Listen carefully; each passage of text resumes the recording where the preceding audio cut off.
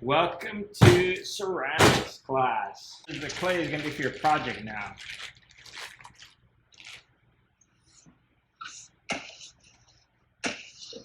Yeah, now I'm going to get quite a bit more clay. I'm going to get maybe 1.5 inches worth of clay. If you have a scale, I think it's about 3 pounds of clay. If you don't have a rolling pin, all of you have some type of water bottle, some type of cylinder at home. Okay? So, or even if you just have some extra plumbing, this is just ABS stuff. If you have some of this at home, or if you have those metal water bottles, you know, the ones you use for drinking. I don't know what else you say. Some type of bottle that's a cylinder shape, that's hard. Okay, that would work. Okay. All right. Now, because my surface is really smooth, I don't want to roll directly on it with my roller. If I do, I'm going to end up sticking to it. Okay. So if you have a board, you can roll on your board. Okay. So you have a work board, you can roll on that. This is just a piece of wood that's not going to get stuck to. Or if you have canvas or a piece of material, some type of cloth, you can put that down too. Okay. But before I do that, this is too fat to roll. If I go straight to rolling this, and the clay's hard, I'm going to be here forever. Okay, so if I don't want to be here forever,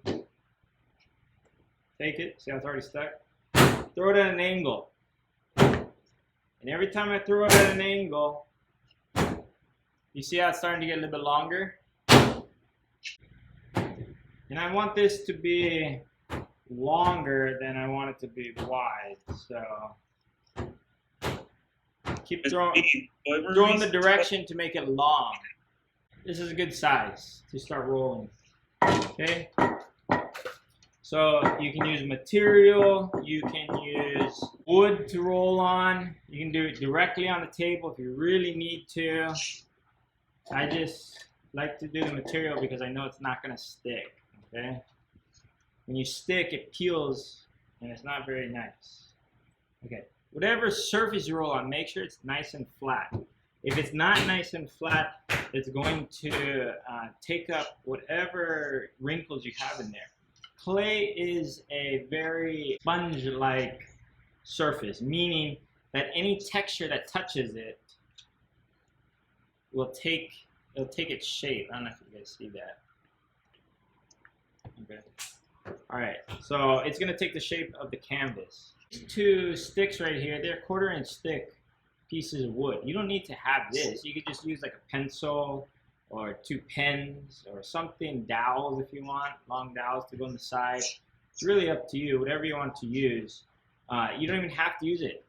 Some students, they'll roll and then they'll just use their fingers to see how thick it is to compare on both sides, okay?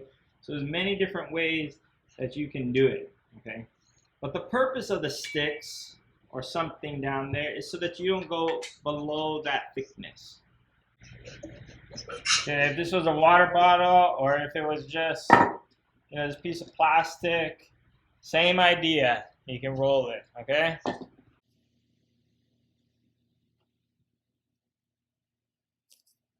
So now I have my long piece of clay. I'm going to work directly on this canvas. You don't have to. I could take it off and put it on here, but then what's going to happen is it might stick to it also. So I'm not going to. Okay. All right. I'm done with my sticks. You have a ruler. You have a knife. Find the edge that is the most straight to you. Okay. If it's uneven, your rubber kidney has a flat side to it and has a round side to it. And then when you look at it this way, straight up and down on it, it's round on another side and then flat on this side. Take the flat side and the round and flat side and just go over your project to make it nice and smooth.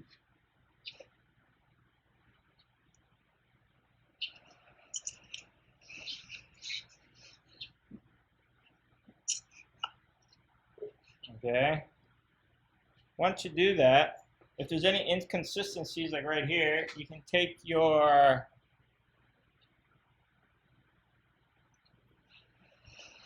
rolling pin, just go over it. Okay. If you want to do the other side, make sure it's flat when you put it down. And see how it's nice, smooth. Go with your kidney again, the rounded side, and not this straight side, the rounded and flat. And the kidney is like an extension of your fingers. It's just a big, long, fat finger.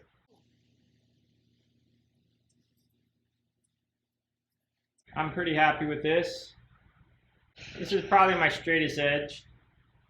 I'm just going to cut a line that goes straight all the way across. The more particular you are, the nicer your project's going to be. The extra clay, put back into the bag so it doesn't dry. Okay, I have a straight edge. To make a nice long piece, all I need to do is measure out the same distance here and over here, and then make a line. Okay, I'm gonna make my mug. Let's go for, I'll do 5. I'm gonna make it 5 inches tall.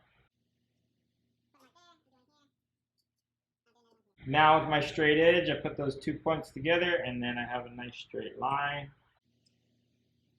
Sorry guys, we got a little bit of geometry in here. It's okay, I like geometry.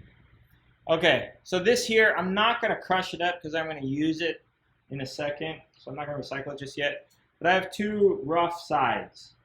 I'm going to cut one side.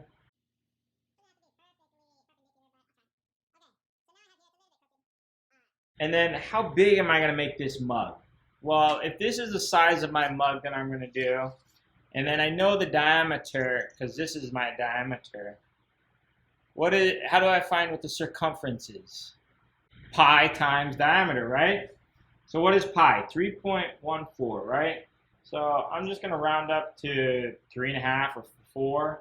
So 1 diameter here, 2 diameters here, 3 diameters here, 3.14 or 4, and I'll cut it here. I know that 4 times across is enough to overlap and it will fit. Okay? This little piece I'm going to save for my base. Okay? So don't throw that one away yet. Okay? At this time, you guys should be working on your work boards. Okay? If you have a canvas table or wood to work with, that's fine. If you don't, you can work on your work board. Okay. You have your shape that you're going to roll with or roll it on. This you're going to want to wrap paper around. So I'm going to get some paper. Recycle. Use newspaper. Wrap whatever it is that's round that you're going to use around. Do not tape it. Okay, just wrap it. Just like that. Nicely wrapped. Okay. I'm going to come over here and wrap my project.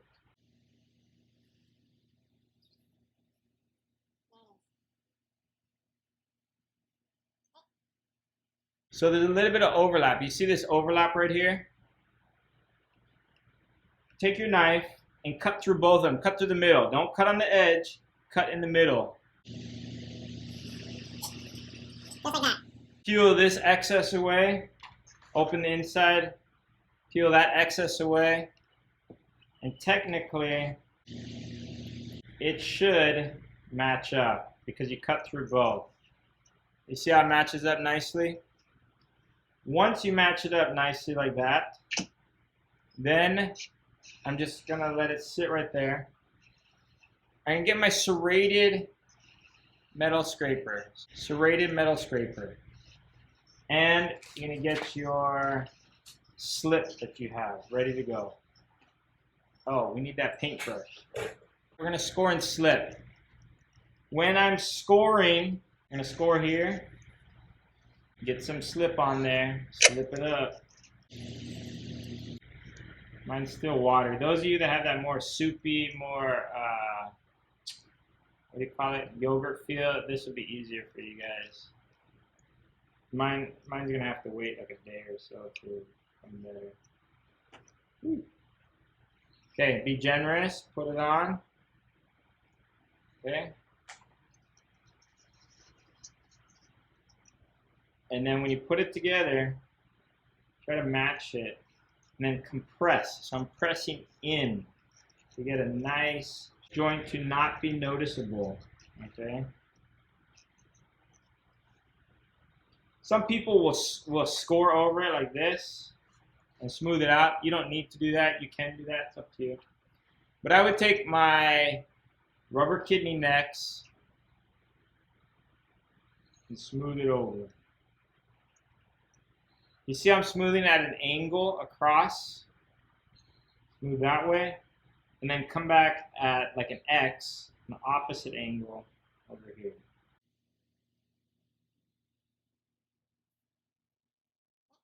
Put it up on its side, and you're going to curve this with your thumb, like this, and just bring it up the edge. You can go all the way around if you want. You don't need to because the other side's already smooth, but you can.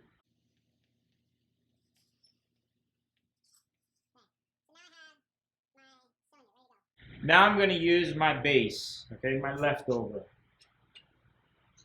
If you feel like it's going too fast, that's fine. You can just kind of slow down and watch, or you can refer back to it later. You can go and pause the video, go back. Okay. Now I'm going to see if this fits, and it does fit. It fits nicely right on top. Take my knife, kind of mark it. I'm not cutting anything yet. Just so that I know where to score and slip. I'm going to get my metal scraper. I'm going to score the bottom. Score this side. Okay, score both of them. Then I'm going to slip both of them.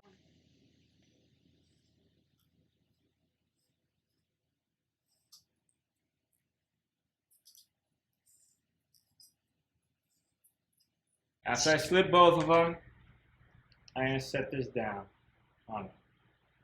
And kind of push down. You see how my hands are doing a downward motion push? And just kind of push down to compress it. After I compress it, I'm going to take that knife and then I'm going to cut along the edge. If you have a banding wheel or some type of wheel, turntable or something, you can put this on. That would make it easier. I have one, but I'm going to show you guys how to do it without.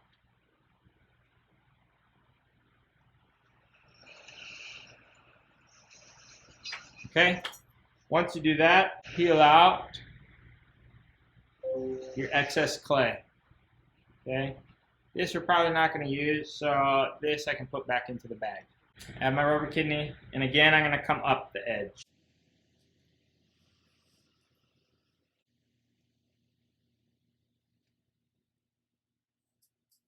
Make sure you're particular and you make it nice. You can hold it on its side and you can go across so that it's not noticeable.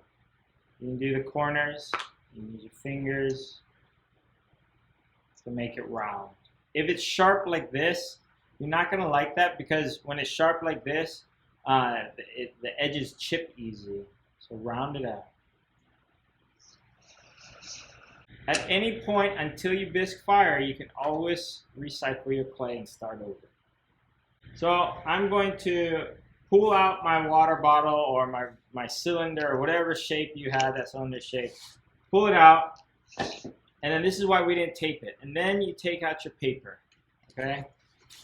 And just take out the paper gently. So I just take the paper out just like that. And the reason for that is so that I don't accidentally crush this, okay?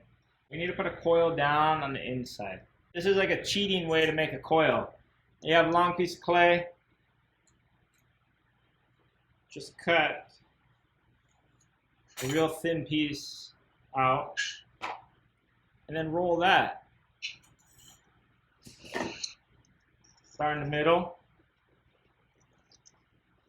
spread your fingers out, and roll.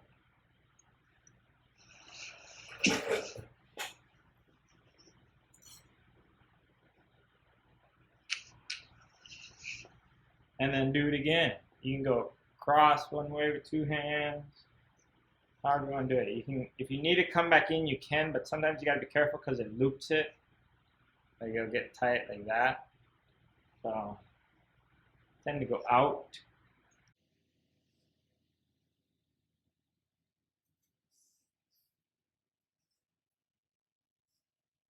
That's way more than I need.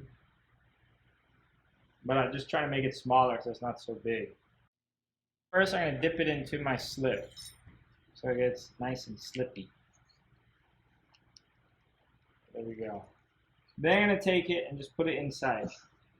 And if my hand doesn't fit inside, I'm going to use my tools to be the extension of my fingers. Overlap a little bit. If there's any excess, too much excess, take it out.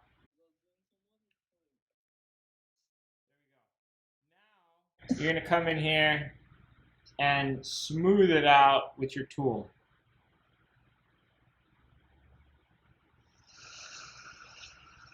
If this tool is too sharp for you, you can use the butt of your knife. That one works too. Careful when you push out though that you support your hand on the other side so it doesn't bulge your clay too much. If you bulge it, then you got to go and fix it later. So you support with this hand and smooth out with that hand.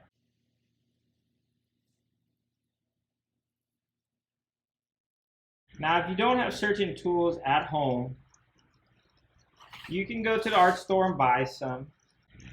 If your teacher doesn't give it to you or doesn't have it, or if you don't want to use your mom's nice steak knives, you can buy some specially made this stuff. I think for like a pack of tools, maybe like $20-something. I'm not sure exactly. It's kind of pricey, but you'll use it for the rest of the year. Whenever I tell you to use a certain tool, if there's something that's similar to it, like paper's paper, you can substitute if you need to. All right, so I have it all smoothed out inside. I'm going to take my paintbrush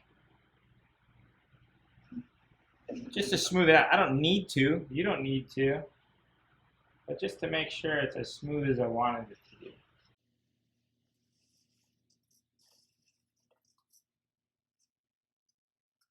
So spend time making it nice and smooth.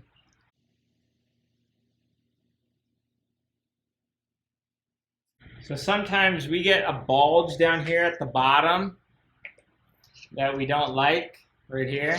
You get a bulge. Use your flat, some kind of flat tool. You can use a ruler if you really wanted to. And you can just kind of tap it back in and make it nice and smooth again.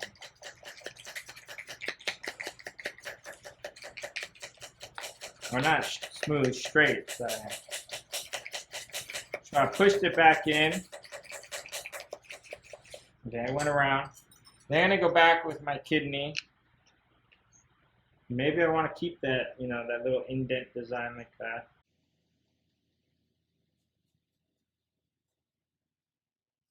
So you see how your edge is like sharp? It's not real nice and smooth. This is where you could go and carve it nice and straight. But it's still rough on the edge, or still sharp. You can go with your finger and smooth it out, or you can go with your sponge. I don't normally recommend getting your sponge wet, but because your sponge is dry, use your sponge. Get a little wet. a little bit of water, and smooth it out. The reason why you don't want to use water to try to smooth surfaces is because it washes away the slip. And when you wash away the slip, the grog comes out. So you can kind of see here how it's a little bit like there's little sands of grog. That you want to try to smooth out. So that's why we don't wet our projects to get it smooth. You want to leave the slip as much as you can there. So when smoothing your project, it's actually easier to smooth it when it's leather hard than putting water on it.